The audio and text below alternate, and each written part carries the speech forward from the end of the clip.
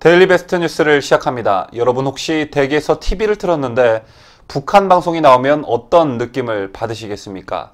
특히 여러분이 익히 잘 알고 계시는 북한의 대표적인 아나운서 리춘희 같은 사람이 나와서 우리에게 익숙치 않은 억양과 말투로 위대하신 수령님 어쩌고저쩌고 떠들고 있다면 드시고 계신 냉면이 목구멍으로 제대로 넘어갈 수 있을지 모르겠습니다.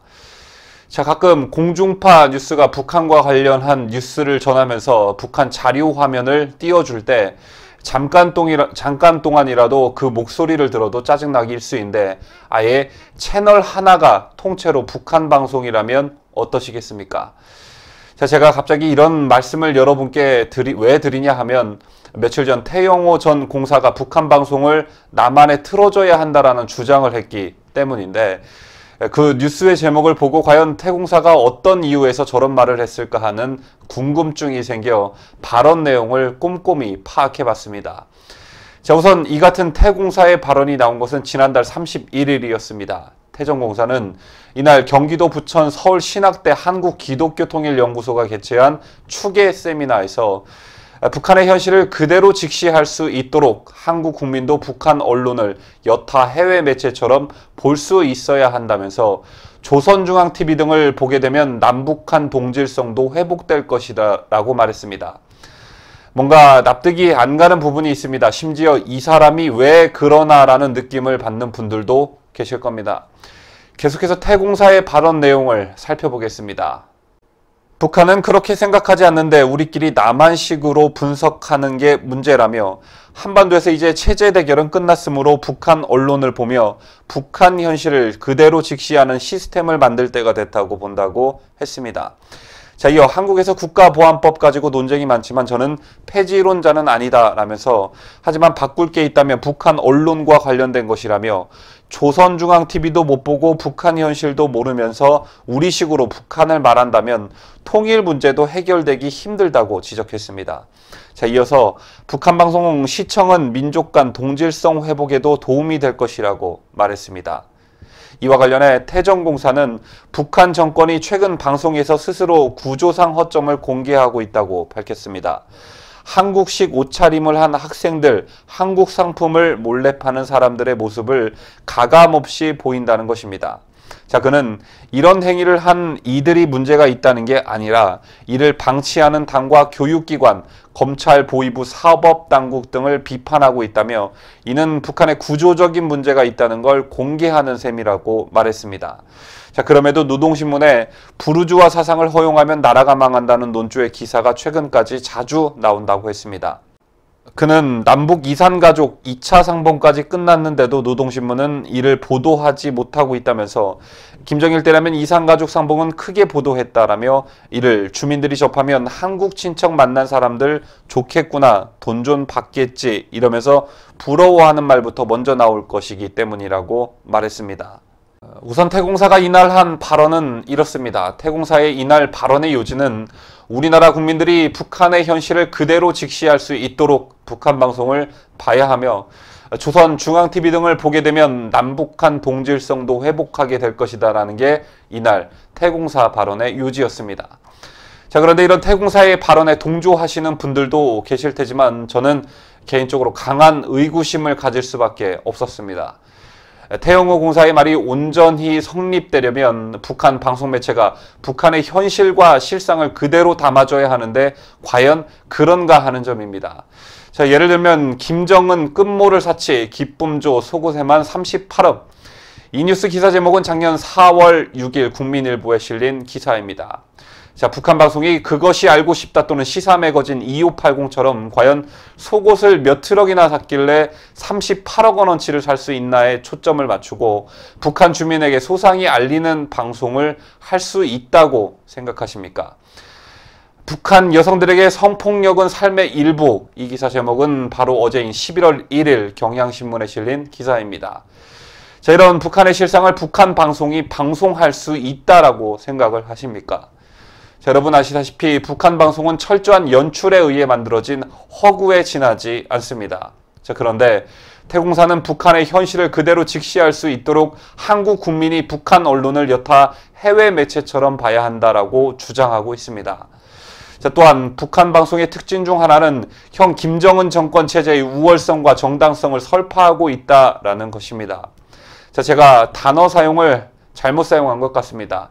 설파가 아니라 쇠뇌라는 말이 더 적절할 것 같습니다. 그 쇠뇌 방송을 특히 반공 교육이 부족한 청소년이나 젊은 층이 접하게 된다면 어떤 우려스러운 현상이 발생할지는 불보듯 뻔한 일입니다. 자, 특히 몇 번 김정은이 한국 TV에 노출되었다라고 해서 김정은의 신뢰도에 대한 긍정평가가 77.5%가 나오는 나라가 대한민국입니다. 그런데 태영호 공사는 조선중앙TV 등을 보게 되면 남북한 동질성도 회복될 것이라고 말하고 있습니다. 또한 태공사가 한 말 중에 이제 체제 대결은 끝났다라는 말이 있습니다. 물론 북한과 우리나라의 체제 대결은 박정희 대통령 집권 후반기부터 경제적 격차가 벌어지면서 우리나라의 편정성으로 이미 끝났으나 북한은 끊임없이 우리나라의 체제 전복을 위해 끊임없는 도발을 비롯한 온갖 시도를 멈추지 않았습니다. 자, 그러면서 호시탐탐 남남 갈등을 유발시켜 남한 국민의 와해를 시도하고 있습니다. 그런데 태공사는 체제 대결은 끝났다라고 말하고 있습니다.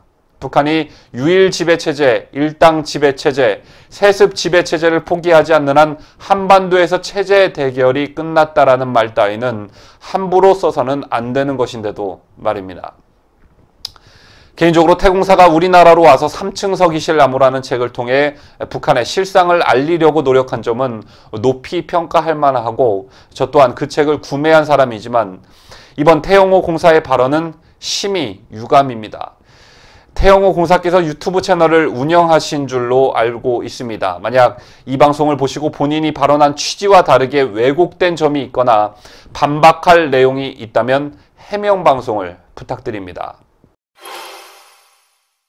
여러분 혹시 조선의 소리라는 북한 방송을 알고 계십니까? 모르고 계시는 분들이 다수일 텐데 잠시 이 방송에 대한 설명을 드리겠습니다. 자, 이 방송은 조선중앙방송위원회가 방송하는 북한의 국영방송으로 단파 라디오 주파수를 사용합니다.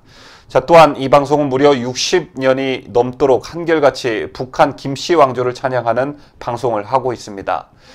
2차 세계대전이 끝난 뒤인 1945년 10월 김일성의 평양 입성 소식을 처음 전한 방송, 이 방송은 1951년 11월 6일부터 영어 방송을 시작했습니다.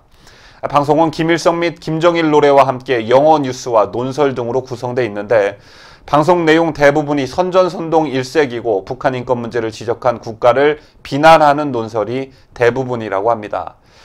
북한 주민들은 이 방송을 들을 수 없고 현재 조선의 소리는 네이버와 다음 등 국내 포털에서는 검색이 되지 않습니다.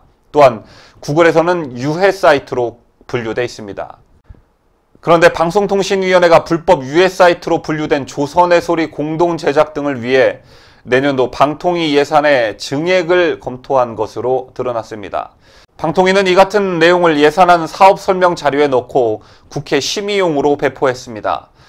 방통위가 자유한국당 윤상직 의원실에 제출한 2019년도 회계연도 예산안 사업 설명 자료를 보면 방통위는 대외방송 프로그램 제작을 위해 내년도 예산안에 50억 원을 편성한 것으로 밝혀졌습니다. 자, 바로 이 사업 설명 자료 315페이지를 저와 함께 보시겠습니다. 이 사업 설명 자료 315페이지에는 한반도 평화 정착, 세계 여론 선도 필요, 시사, 보도, 다큐멘터리 등 프로그램 제작 확대, 북한 바로알기 통일 대비 남북 움직임 관련 정규, 특집 편성, 예시, 북한 국제방송 조선의 소리 8개 언어 방송 공동 제작, 남북한 바로알리기 특별 사이트 구축 11개 언어. 다시 설명드리지만 이 조선의 소리라는 방송은 김일성 및 김정일 노래와 함께 영어 뉴스와 논설 등으로 구성되어 있고 방송 내용 대부분이 선전선동 일색인 방송이기 때문에 국내 포털은 물론 구글에서까지 유해 사이트로 분류해 놓은 방송입니다. 자, 결론적으로 이 같은 방통위의 움직임은 김일성, 김정일, 김정은을 찬양하는 방송에 우리 국민의 세금이 투입될 가능성이 있는 셈이 되는 것입니다. 자, 그것도 50억씩이나 말입니다. 냉면이 목구멍으로 넘어가다가 다시 기어 나올 만한 뉴스가 아닐 수 없습니다. 여러분 아시다시피 문재인 정권 들어 북한 인권단체와 탈북민에 대한 예산은 사상 유례가 없을 정도로 축소해 놓고 이런 데는 50억씩이나 쓰겠다는 게 말이 된다고 보십니까? 이 자료를 입수한 윤상직 의원은 문재인 정부가 국제사회로부터 북한의 수석 대변인이라고 비판을 받고 있는데 방통위가 한술 더 떠서 불법 유해 사이트로 분류된 불온 방송을 북한과 공동 제작하자며 국비 지원을 검토한다니 기가 막힐 노릇이다라며 방통위는 제발 상식에 맞는 행정을 하라고 말했습니다. 뉴스를 마치면서 문재인 정부 들어 데일리베스트가 북한과 관련한 비판 기사 그리고 현 정부의 대북 정책을 비판하는 기사들을 많이 쓰고 있는 것 같습니다. 자, 그러면서 개인적으로 과연 북한과 우리나라는 하나가 될 수 있을까라는 본질적인 물음을 저 자신한테 던지고는 합니다. 자, 가끔 태극기 집회에서 탈북민들께서 나오셔서 연설하는 것을 들으면 저런 생각과 가치관을 가지고 있는 분들이라면 얼마든지 같이 살 수 있겠구나라는 생각을 하지만 자, 문제는 김정은 정권과 그리고 몇십 년 동안 김씨 세습 정권에 세뇌되어 온 깨어나지 못한 북한 주민들일 것입니다. 자, 하나의 가치와 또 다른 하나의 가치가 충돌할 때 생기는 사회적 혼란을 과연 우리 사회가 감당하고 감내할 수 있을까라는 생각과 고민을 자연스럽게 하게 됩니다. 자, 그리고 성숙하지 못한 우리 사회의 국민들이 무조건적인 민족성을 내세워 성급히 북한과 하나가 되려고 할 때 위협받는 것은 우리나라의 자유민주주의 체제에 대한 북한의 위협일 것입니다. 자, 그래서 문재인 좌파 정권 하에 대한민국 자유민주 세력의 국민들이 목숨을 걸고 지켜야 하는 것 중에 하나가 자유민주주의가 아닐까 다시 한번 다짐하고 결의를 다져봅니다. 자, 시청해주신 여러분 감사합니다. 저는 다음 주 월요일 뉴스 시간에 뵙겠습니다.